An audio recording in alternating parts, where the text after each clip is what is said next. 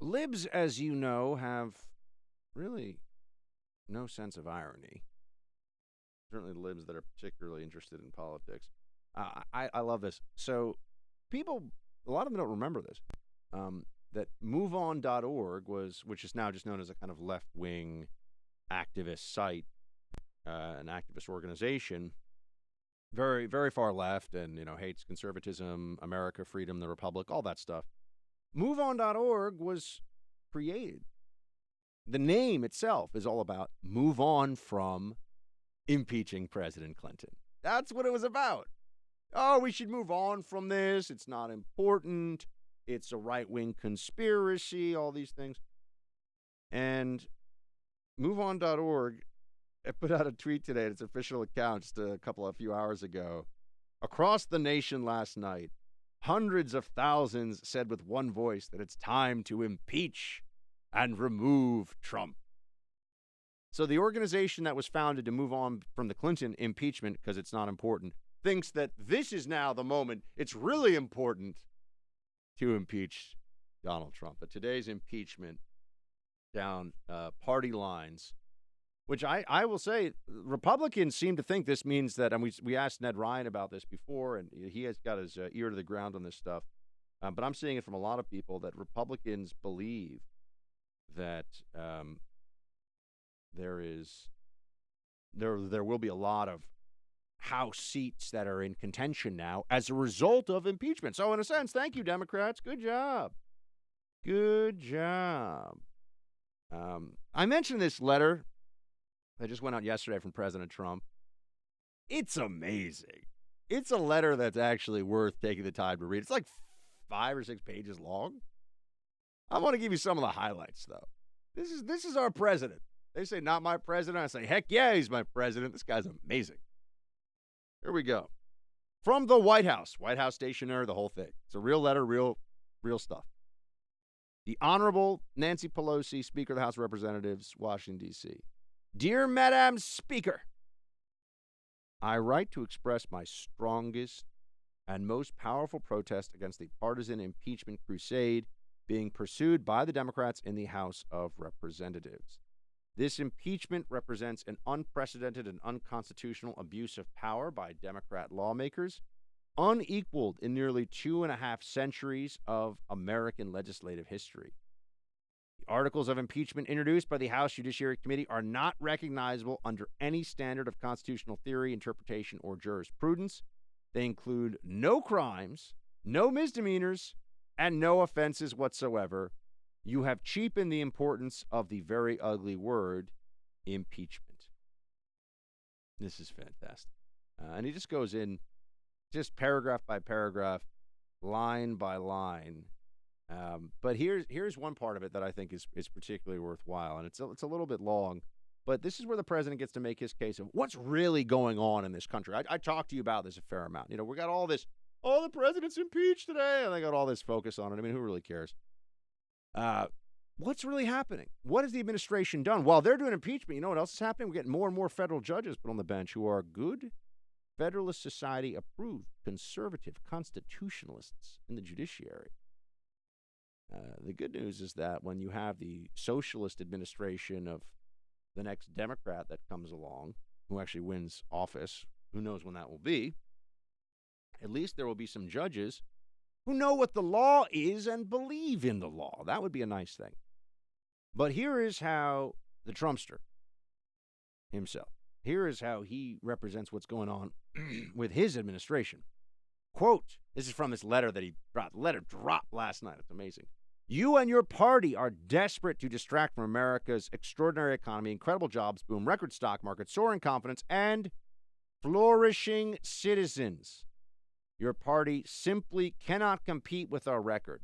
7 million new jobs, the lowest ever unemployment rate for African Americans, Hispanic Americans, and Asian Americans, a rebuilt military, a completely reformed VA with choice and accountability for our great veterans, more than 170 new federal judges and 2 Supreme Court justices, historic tax and regulation cuts, the elimination of the individual mandate, the first decline in prescription drug prices in half a century, the first new branch of the United States military since 1947, the Space Force, strong protection of the Second Amendment, criminal justice reform, a defeated ISIS caliphate, and the killing of the world's #1 terrorist leader, al-Baghdadi, the replacement of the disastrous NAFTA trade deal with the wonderful USMCA, a breakthrough Phase 1 trade deal with China, massive new trade deals with Japan and Korea, withdrawal from the terrible Iran nuclear deal, cancellation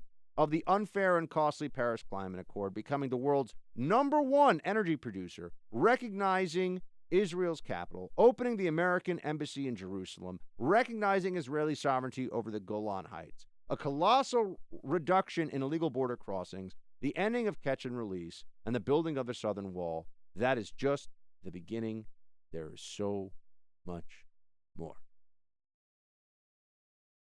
Man, you never hear that really from anyone in the media, do you? I mean, a few people like me or conservatives will talk about it, but that's what has actually happened while the president's in office. And I would love to have the experiment done where we can hear the opposite version of events, where people get to, that people can tell us what scares them so much about this president because of all the terrible things that have happened.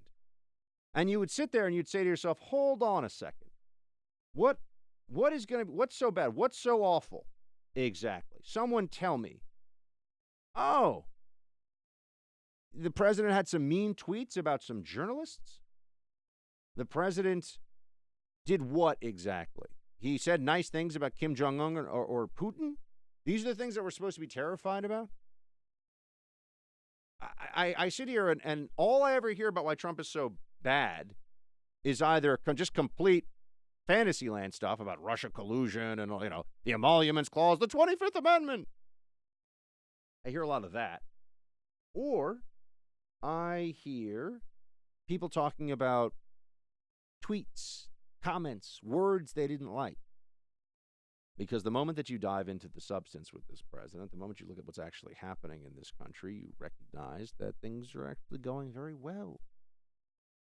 And I say that to you knowing that it always sells better to talk about catastrophe or at least looming catastrophe. Oh, it's all going to go down. I mean, look, if a Democrat wins the next election, we are facing a looming catastrophe. The markets are going to freak out. You're going to have Democrats in charge who are going to do all kinds of bad things. And look, the American economy, the American people, we're resilient enough that we can sustain. Look, we dealt with 8 years of Obama, and the sky didn't fall down, and we're all okay.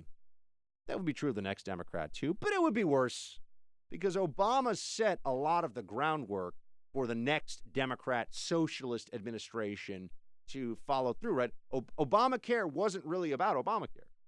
Obamacare was about setting the stage for socialized medicine. And now what are we talking? Oh, Medicare for all. Now what are we talking about? Medicare for all. And they'd say that that's not technically socialized medicine. It is socialism, but socialized medicine, if you want to be formal about it, is when the government controls the means of production as well as the distribution of health care. So all of a sudden now your doctor is a government employee. Think of the DMV and now think of someone at the DMV holding a scalpel and your beating heart in his hand or her hand. That doesn't make me feel very good about things. That doesn't make me feel better about the future of medicine in this country. That is for sure. But Obama expanded government dramatically, expanded the debt tremendously, and also set a precedent for a Democrat president who can count on the media to run interference for him when he does things that he has already publicly stated would be flatly unconstitutional, but he will do it because he wants to do it. He'll do it because that sounds like something that will make him put him in better standing with the left, even if it is shredding the Constitution along the way. But this is what we can all expect, my friends. It's going to get really bad if a Democrat wins the next election. And I have to, I'm being a little too, and some of you are probably going to call me out for this, which is fine, a little too positive about Trump's reelection chances just because, look, right now, if the election were held tomorrow, Trump would win. I mean, I would bet, my life savings on it. If the election happened tomorrow, Trump would win. I am absolutely confident in that. But the election doesn't happen tomorrow. It doesn't happen for quite a few months, and a lot can happen between now and then. And this is where I worry, folks. The one way, and this is a prediction that I don't like making, the one way that we end up with a really unfortunate election situation in 2020, with perhaps even somebody who is a particularly egregious leftist of the Democrat field winning. The one way that I think it really does happen is if we hit a recession, just a downturn, just, blowing off some of this steam from what is currently a incredibly strong economy. That's, when people start losing jobs, their 401ks are tanking, there's, a sense of financial downturn that everyone's feeling. That's when Elizabeth Warren or Bernie Sanders becomes a much more appealing candidate. Because remember, when people get scared, they don't blame the government, they turn to the government. When people get scared, they want some assurance. It's just a normal, a normal human feeling. You want someone to be able to take care of things when things are bad. And yes, a lot of us as conservatives would say, well, we know that, the scariest words in the English language are, I am the government and I am here to help, to borrow from a man Reagan. But most people will not feel that. And especially if they feel like their economic foundation is crumbling underneath them, which isn't even going to be the case, but that's how, look, it's scary. When you're losing money, you got bills to pay, you got mortgage to pay, car payments, it's scary when things turn against you in that way. And we've gotten a little used to, we're getting kind of fat and happy as a country, financially speaking. We're getting a little bit too much, going our way. And I don't think people are going to take it very well, even if, like I said, I'm not talking about a depression or a huge, but just even a downturn that has a little bit of pain, because the Democrat narrative, they'll jump all over it. But absent a recession, I think we're looking pretty good. And here's the other thing. I don't think there's going to be a recession next year.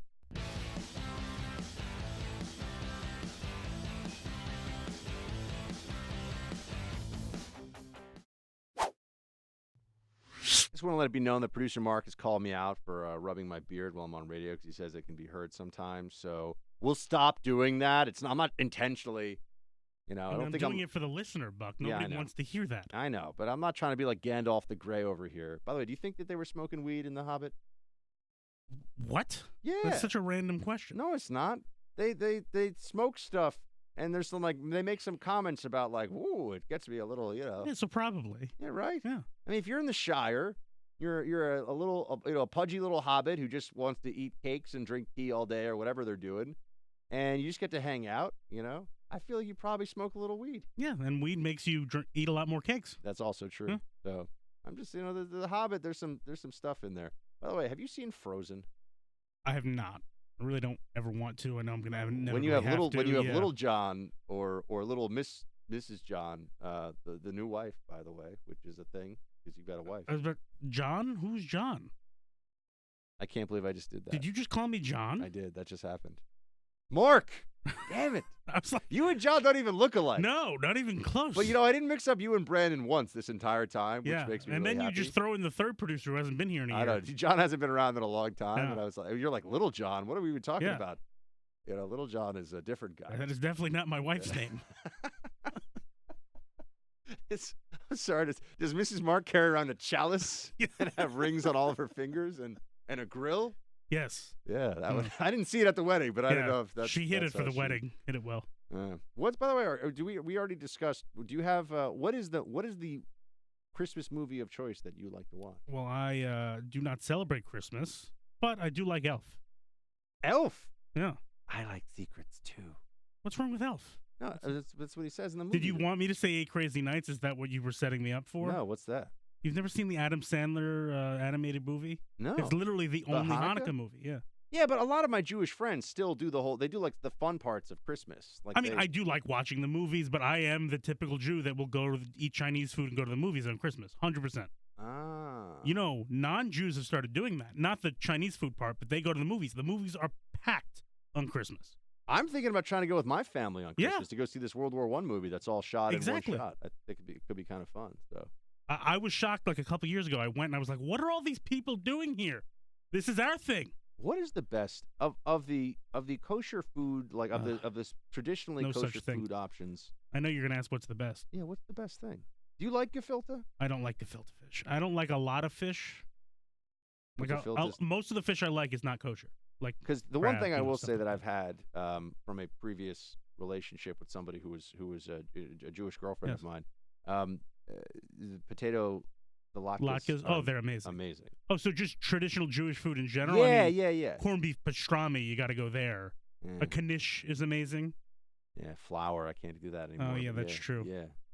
I'm just wondering what, because I think people, I don't know when ham became a thing on Christmas, but it's become a thing. Have you ever had matzo ball soup? I can't, flour. I can't. Is there in matzo ball soup? I think matzah's got flour, yeah. Oh, that's true. It's got no yeast, but it has flour. You're right. Okay. Yeah, but I've seen gefilte before, and I've always wondered, who actually eats that? Like, who within the Jewish faith is like, I like gefilte? Yeah. Like my grandmother ate tongue. I didn't even know that was really a thing that people did. And my mom likes it too. But like, I've never heard of a younger Jewish person or anybody really eating tongue. I do like. I mean, salmon and bagels. I grew up eating that a lot. Lox and bagels. Yeah, lox and cream cheese and bagels. Yeah. See, when you're in New York, like this stuff is all around all the time. You got to catch this delicatessen, whatever. But I was wondering because we eat ham on, which it's obviously not kosher. Yes. We eat ham on. I mean, Christmas I do Day. not keep kosher. Bacon's my favorite food group. I mean, bacon is amazing. Yeah. Yeah. I was told by a doctor. I went in for a checkup. I was told by a doctor recently that that just understand that like the crispier the bacon, like the more likely, just even that process of crisping it up creates carcinogens. And I looked at my doc and I want to be like, nobody lives forever, doc. Yeah. YOLO. You want that crisp bacon. You have to have the crisp bacon. Yeah, you can't be one of these people that has the. Oh, also, I'm a bacon snob. I'm trying to convince people stop getting that like stuff in the grocery store that's like the thin, the pre-cut cellophane pre-cut. Go to a butcher in your grocery store is fine, but go to a butcher and have them slice the bacon thick for you and get the best bacon. Bacon is not all the same. It's all delicious. It's like chocolate in that regard, but some bacon is like next level amazing. I've had it out to eat, like you go to a brunch spot, a breakfast spot, the thick cut bacon. I've never made it myself.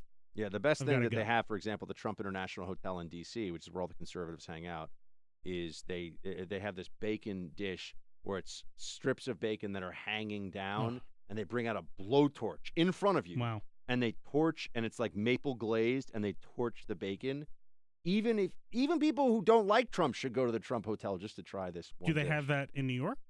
No. Oh. I've never seen it anywhere else. So it's a reason. Well, because there's a Trump Tower here. I wasn't sure if it's a hotel. No, I never actually can't know. lie to you. The Trump Tower food's pretty terrible. Here? Okay. Yeah, it's really bad. Yeah, I don't know why they can't have better food there. Because it's New York. It's a tourist trap now. Yeah, it is a tourist Anything trap. in Midtown has no good food. I mean, I've seen photos of like the Trump Tower taco bowl. It is not muy bueno. Didn't he on like Cinco de Mayo tweet out a picture of him eating it? And it didn't even look good. Yeah, it's not good.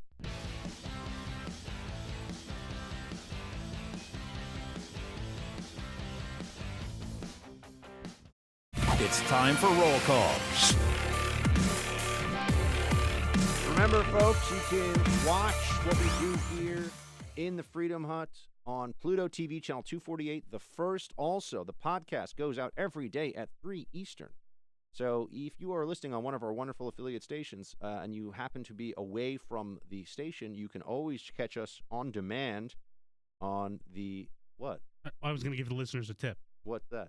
Well, I'm a little mad at Apple Podcasts lately because yesterday's podcast, for example, didn't show up till this morning. That's insane. So a tip is to go to the iHeart app. iHeart app, yes. And every other app. Spotify, it was there. Everywhere else, it's up within an hour of when I post it. Okay. So it's up even before 3 o'clock. So just a tip. I know a lot of people just have the Apple Podcast app on their phone. I'm guilty of it too. But all the other apps, you will get it much quicker than you'll get it on Apple. Get it on the iHeart app, folks. There you go. I like that. That's a good tip. Yeah. I'm very good at stuff occasionally. And we're also going to let it be known that apparently it is not, we will not get into the details or specifics, but it is not producer Mark's fault that the audio levels are different with the commercials and with the show. Yeah, I would like to just a PSA. We will go on the record for the audience. We've looked into this. It is not producer Mark's fault. We're just going to leave it there. Would you like me to explain or not? No. You don't want to explain that I even went to the lengths of listening to see what the problem was? Nope. We're just going to leave it there. Okay. No one. We throw no one under the bus in the hut, but producer Mark. Yeah, I was Should just not trying be- to be nice to the listener and say I did see your comments. Yes. And I addressed them. He is very on it when it comes to all of your concerns out there, team. So, yes, it is not, in fact, some mistake we are making in here. That much I can tell you. Okay. With that, Facebook.com/Buck Sexton if you want to send the Facebook messages, or you can send Team Buck at iHeartMedia.com. And here we go. Jar.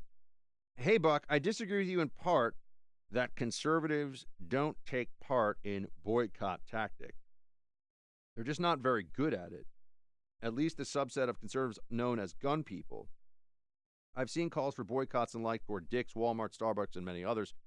Yeah, but Jar, we never do it really. So people sometimes, someone might say it online or somebody might make this claim on social media, but we never take action on it the way the left does. The left really will boycott. They will go after people's sponsors. They will go after their funding.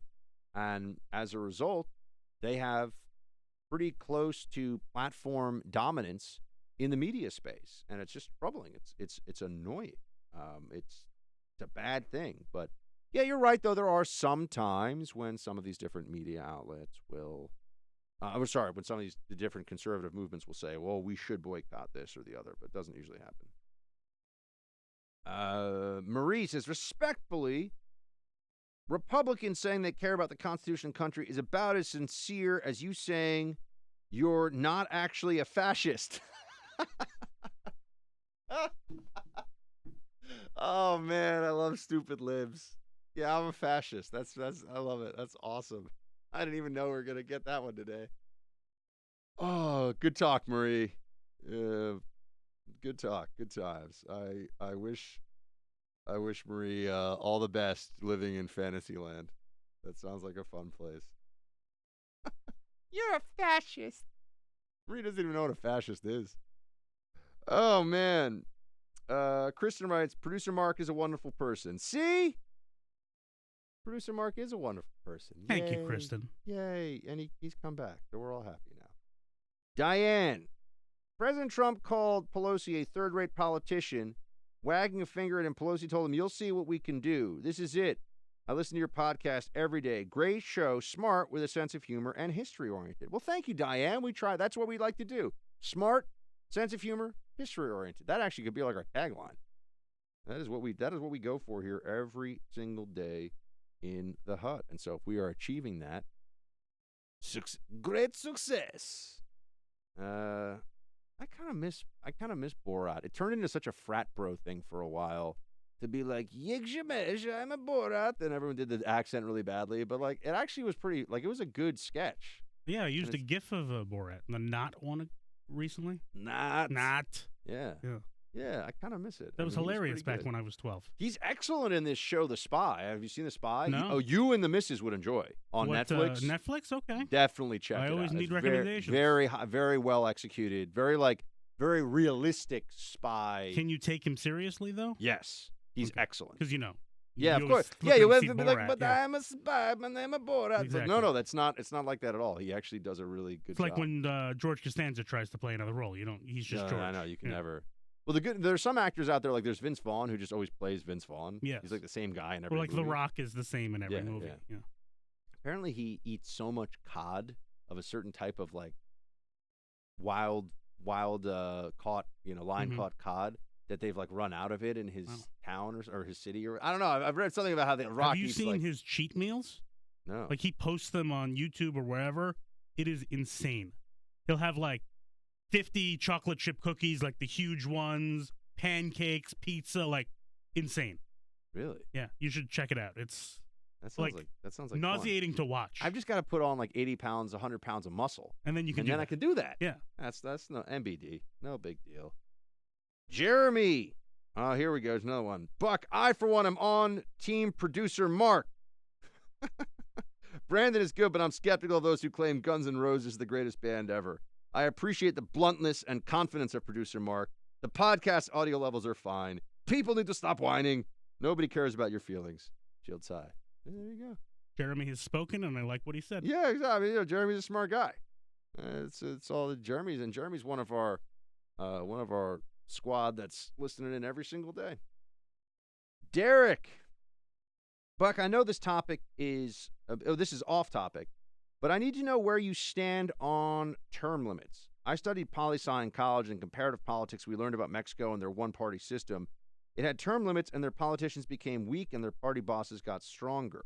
I know we have a problem with nepotism and name recognition, but I think this could be fixed by giving kids earlier civic lessons so they learn to play more of a role in their democracy. But I really don't think term limits are the answer. Do you?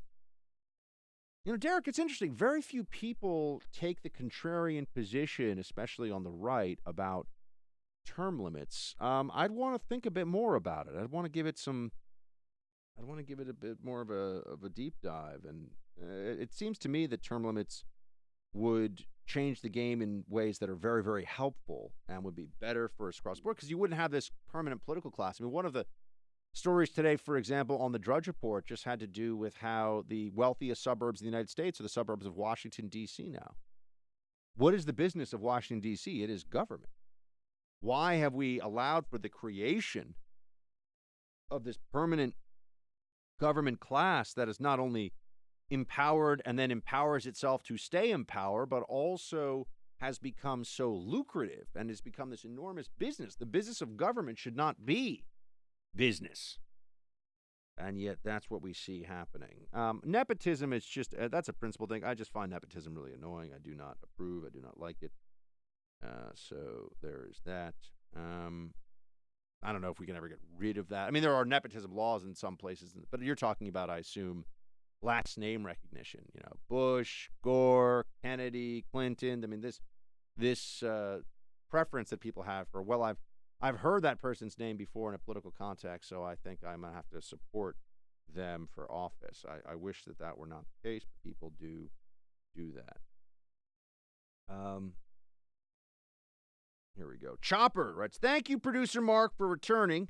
The audio levels were completely normal when Producer Brandon was in control, but now Mark is back. The commercial volume is way lower than the show and is soothing to my one working ear. Note, a blessing most people will never know is sleeping with your good ear buried in a pillow.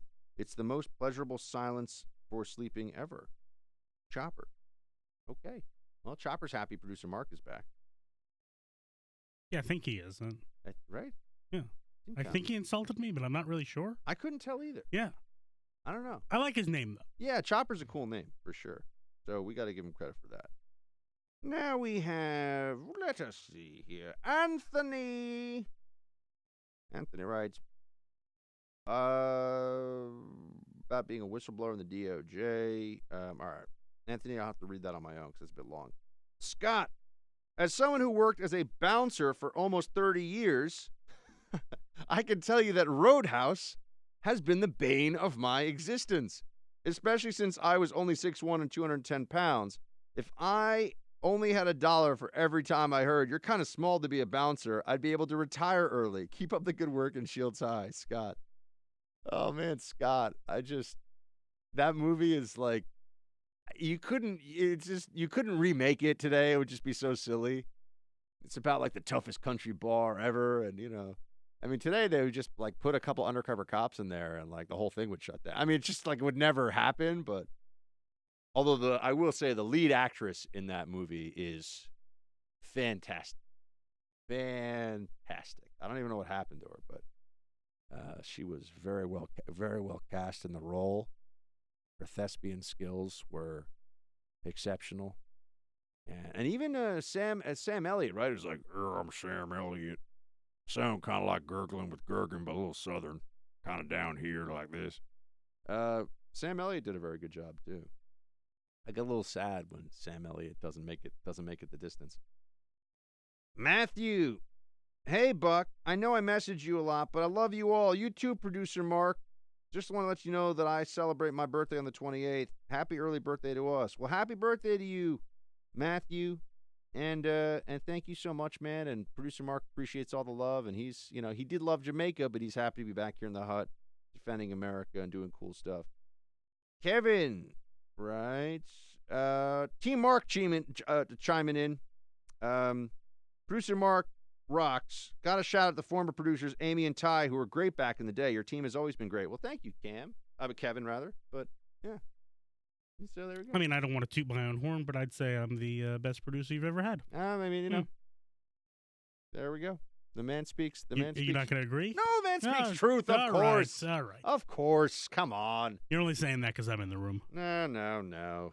Look, now look at all the cool. Apparently, you come on board and we actually can put a podcast out early enough that people can listen to it, and so we have skyrocketing podcast numbers. And yay, I'm going to take all the credit. there we go.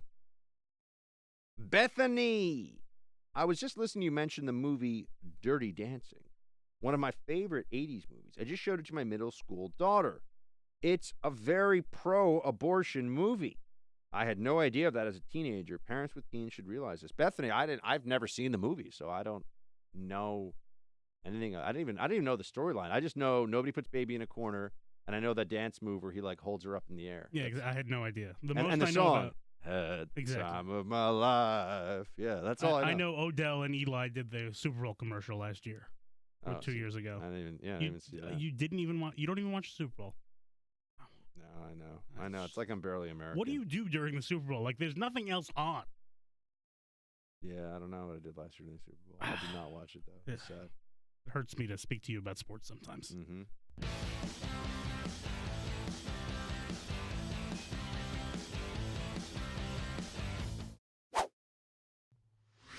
All right, now we're going to the inbox. The Team Buck inbox here. Let's see what we got. Here? Patricia writes, "Hey Buck, I've been a Twitter follower of Sean Davis since I heard your interview with him on your show.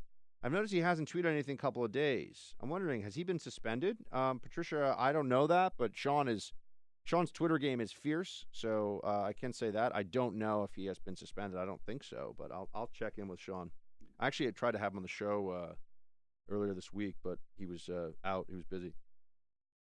On the impeachment front, I have come to believe that Hillary Clinton, may be behind this whole charade. She and the Democrats have never accepted the results of the 2016 presidential election, and now they're trying to sow more disarray and propagate more lies. Anyway, I listen to your show every day. Keep up telling the truth. Credibility is still important to some of us, Patricia." Well, thank you so much, Patricia. I appreciate that. Thank you for listening to the show. Let's see what we got here. We have Kate. "Merry Christmas. Deployment shout out, please. Hey, Buck, my boyfriend Ryan and I both listen to you every day. He is OSS and got me hooked a few years ago. He's deployed downrange over Christmas, and I was wondering if you could pass along a Merry Christmas to him and his guys during roll call, and of course, Merry Christmas to the Freedom Hut. Thank you, Kate." Well, absolutely, Kate. A big Freedom Hut Merry Christmas and Shields High and God bless to Ryan and all of his fellow soldiers deployed downrange. And we're thinking about them this Christmas. We thank them for what they do. And I'm honored that Ryan and so many other folks in the armed services listen to this show. It's one of my great points of pride. And Kate, Merry Christmas to you too, and thanks so much. So shout out to Ryan, deployed downrange over this Christmas, and big hug and a Freedom Hut Merry Christmas to Kate and Ryan as well. Let's see here. Risley. That's a cool name too. We got a lot of cool names here. Commie Bear rocked San Francisco Saturday night in the subject line. Team Buck, I actually believe I saw your first show, Saturday show on The Blaze, and have been a fan ever since. OSS Shields High. Well, thank you, Risley. Yeah, it's been a while now. Then we have a hard rock band that producer Brandon would love called Clout. We played a show on Saturday night, and I rocked my Commie Bear t-shirt. Commie Bear was happy because he was at home in San Francisco. I attached a couple of photos. Keep up the great work. That's awesome, man. He did send some. Producer Mark, he's got the photos up here on the phone. You have access to the inbox. You Yeah, can I'll see have it to too. take a look. But he's got a black Commie Bear t-shirt on. That's amazing. He looks good too. It looks good on stage, Risley. Were these sold by us? Like, Yeah, we should start the merch store Yeah. up again. I think there might be some stuff that we still sell, but not. We should really get after We this a little should. bit more. We should. You ready we to can take sell that a on? Shield. Are you ready to put on your little capitalist hat there? We're going to get this Absolutely. going? All right. we Anything will. that helps line my pockets a little more. I'm into it, too. Exactly. This Commie Bear shirt, though, Risley, looks fantastic. Thanks for being OSS. Shields high to you. Man, the show flies by every day. We do an amazing show here in the Freedom Hunt. Buck Sexton and co. We rock it. Thank you so much for joining. We are going to be live tomorrow and Friday, obviously. Is today Wednesday? Yeah. We're going to be live tomorrow and Friday. We're going to put some, hopefully, new content out next week. We'll see about that. We'll have updates for you. Until tomorrow, though, shields high.